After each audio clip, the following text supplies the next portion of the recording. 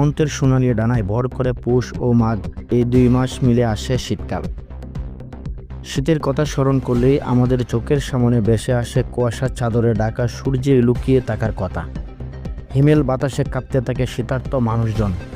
এমত অবস্থায় সুনামগঞ্জ জেলার জামালগঞ্জ উপজেলার ফেনারবাগ ইউনিয়নের নাজিমনগর গ্রামে দুর্ভিক্ষ কাটাতে অসহায় ও শীতার্ত মানুষের পাশে এগিয়ে এসেছেন আসাদাকা ফাউন্ডেশন। 27শে ডিসেম্বর 2024 ইংরেজি শুক্রবার বিকাল 3টায় শীত বস্ত্র বিতরণ কর্মসূচি কার্যক্রম শুরু হয়। ঠিক আছে, সরকার যদি সরকার না হতে আমার গ্রামের যুবক সমাজ যারা আছে এর মধ্যে আমরা পাই। এই মানবিক কাজটি সুবিধা বঞ্চিত ও শীতার্ত মানুষের মাঝে নাজিমনগর, হটামারা, উদয়পুর, কাশীপুর সহ 75টি পরিবারকে কম্বল বিতরণ করেন, যাতে শীতার্ত মানুষগুলো কঠোর, নিরাপদ ও উষ্ণ থাকতে পারে। এবারে প্রথম আসাদাকা ফাউন্ডেশনের শীত বস্ত্র কর্মসূচি পালন করেন। হেলাল আহমদের সঞ্চালনায় প্রবীণ মুরব্বী আব্দুল হেকিমের সভাপতিত্বে প্রথমে কোরআন তিলাওয়াতের মাধ্যমে অনুষ্ঠান শুরু হয়।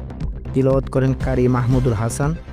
চিফ গেস্ট হিসাবে উপস্থিত ছিলেন জামালগঞ্জের উপজেলা ফেস ক্লাবের নবনির্বাচিত সাধারণ সম্পাদক জনাব আব্দুল্লাহ আল মামুন সাহেব। যে যুব সমাজরা আপনার গ্রামের এই সাদাকা ফাউন্ডেশন করেছে, আপনারা তাদেরকে সহযোগিতা করবেন। দেশে মিলে কই কাজ, হারিয়ে যেতে নাই লাজ, সবের সহযোগিতার মাধ্যমে আজকে আমরা বিভিন্ন অনুষ্ঠানে যাই।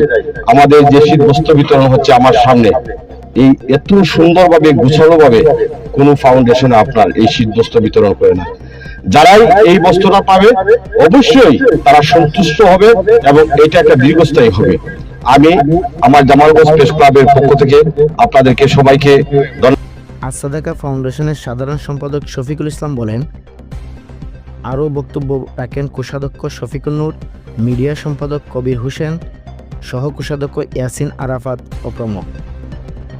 আসাদাকা ফাউন্ডেশনের সভাপতি এম দিন ইসলাম বলেন, এই আয়োজন খুবই সামান্য। আমাদের এই উদ্যোগ দেখে অন্যরাও যদি এগিয়ে আসে তাতে আরও শীতার্ত মানুষের উপকৃত হবে ইনশাল্লাহ।